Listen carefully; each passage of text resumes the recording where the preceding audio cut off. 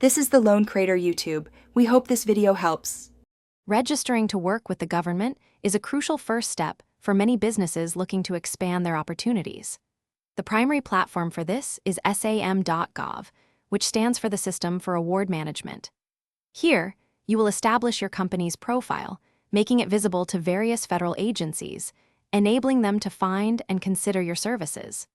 This centralized system streamlines the contracting process for thousands of potential partners each day. Successful registration hinges on having all your business details organized beforehand.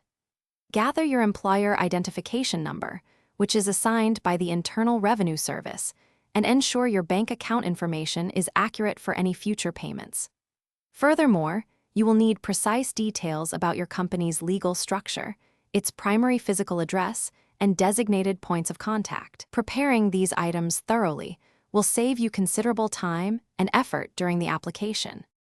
Once logged in to SAM.gov, initiate a new entity registration, carefully progressing through each required section. The platform is structured to guide you step by step, covering core business data, various business assertions, and essential representations.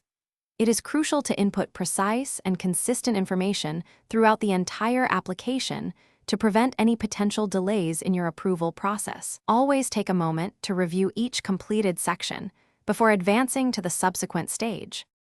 As part of your SAM.gov registration, you will automatically receive a unique entity identifier, commonly known as a UEI.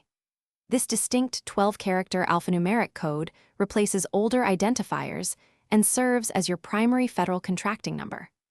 Subsequently, a Commercial and Government Entity Code, or CAGE code, will also be assigned to your business during or immediately after the registration process concludes. Both the UEI and CAGE code are absolutely critical for all your future interactions and transactions with the federal government.